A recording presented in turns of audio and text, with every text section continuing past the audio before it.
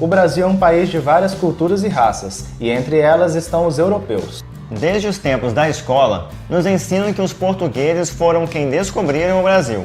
O episódio do qual falamos, que foi o descobrimento, está diretamente relacionado ao domínio, nomeação das terras e principalmente a colonização desse território em que vivemos hoje, feita pelos portugueses. Por isso falaremos desse período importante que faz parte da história do nosso Brasil. Mas antes de começarmos, puxa a vinheta!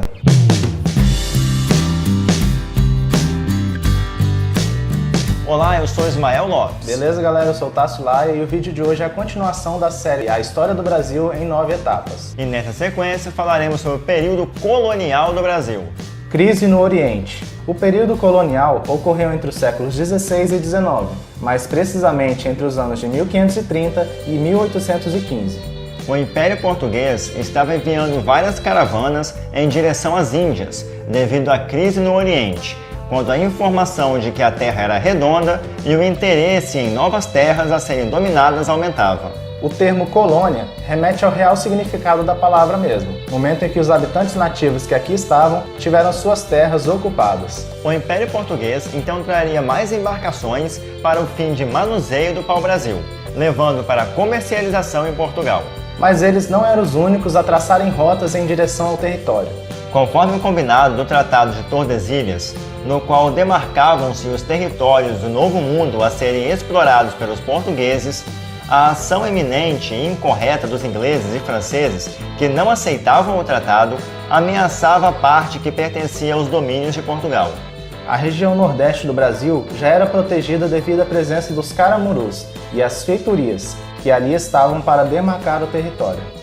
Os espanhóis, por sua vez, também quiseram traçar rotas em direção ao sul do Brasil.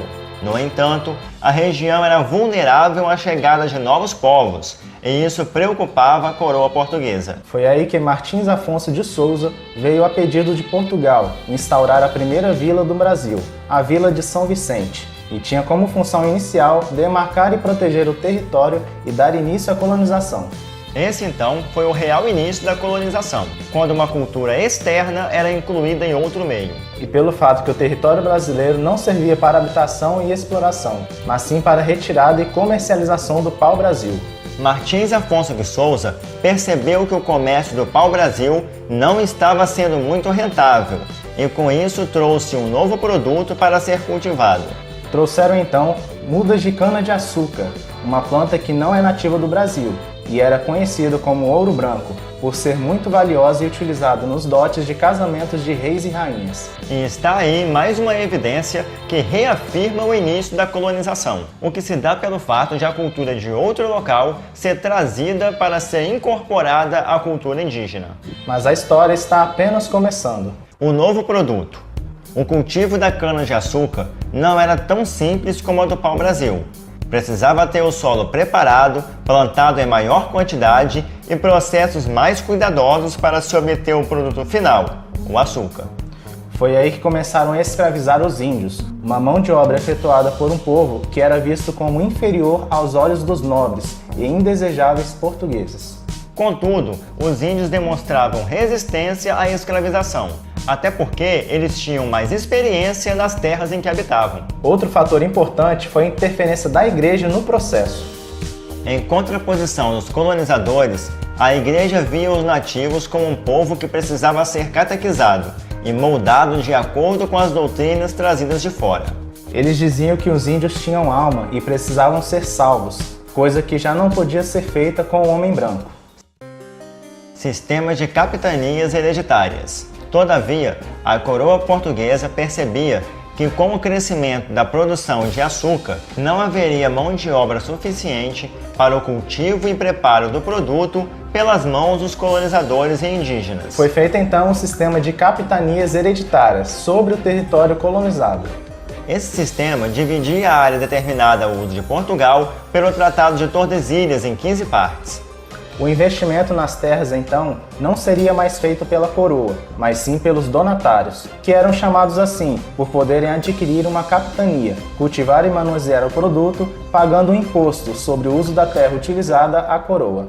O território continuaria pertencendo à coroa, porém com os donatários pagando seus impostos para utilizar as terras, colonizando e protegendo as terras, tudo isso combinado através de 2 documentos. A Carta de Doação, onde os donatários receberiam as capitanias para colonizá-las, e a Carta Foral, que falava sobre os direitos e deveres que eles tinham sobre essas terras. A ideia inicial era que os donatários fossem da alta nobreza, porém, ninguém teria interesse de sair de Portugal para vir para um lugar onde só tinha mato e ainda índios como os tapuias, canibais e com comportamento hostil. Então, as capitanias foram oferecidas aos membros da baixa nobreza. Mas das 15 capitanias, apenas 2 foram doadas. Por fim, a coroa se preocupava com a baixa produção da cana-de-açúcar, devido a poucos colonizadores interessados. Foi aí então que começaram a elaborar o sistema de governos gerais. Mas este assunto ficará para o próximo vídeo. Agora, se você ficou com alguma dúvida no decorrer do vídeo, fique à vontade para nos perguntar nos comentários. E por hoje é só, nos vemos em breve. Até mais. Até breve!